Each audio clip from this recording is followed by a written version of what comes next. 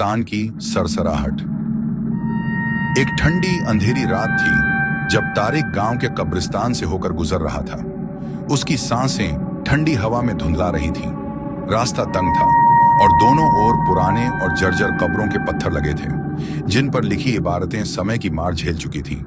दोस्तों के साथ की गई एक बेवकूफी भरी शर्त के चलते तारिक को आधी रात में कब्रिस्तान में आना पड़ा था। अब उसे लग रहा था कि यह एक बहुत बड़ी गलती थी। हवा अचानक सरसराई और उसके साथ एक धीमी फुसफुसाहट आई। तारिक रुक गया, कानों को ध्यान से लगाया।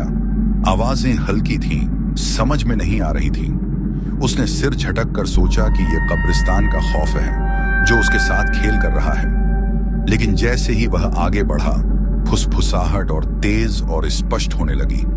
अचानक उसका पैर किसी चीज से टकराया और वह धड़ाम से जमीन पर गिर पड़ा।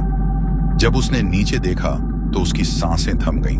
उसका पैर एक पुरानी कब्र से टकराया था, जिसका पत्थर टूटा हुआ था और जमीन में धंसा हुआ था।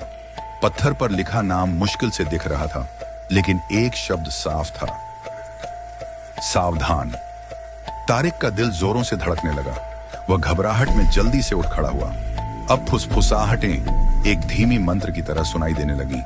वह चारों ओर देखने लगा, लेकिन कब्रिस्तान खाली था, सिवाय पेड़ों की परछाइयों के जो ठंडी हवा में झूम रहे थे। उसे महसूस हुआ कि कोई उसे देख रहा है। फुसफुसाहटें और साफ हो गईं, जैसे कोई उसका नाम पुकार रहा हो। उसके पैर भारी होने लगे, जैसे जमीन उसे खींच रही हो।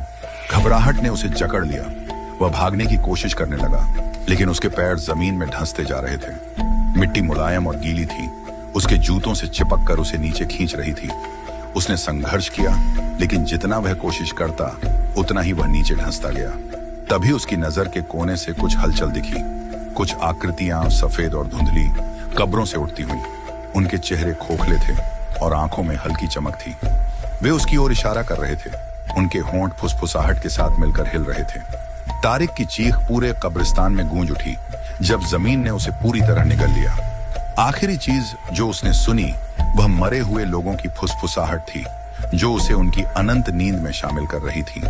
सुबह होते ही कब्रिस्तान फिर से शांत हो गया, जैसे कुछ हुआ ही न हो। बस एक नई कब्र थी जहां तारिक गायब हुआ था और उस पर एक शब्द खुदा हुआ था, सावधान।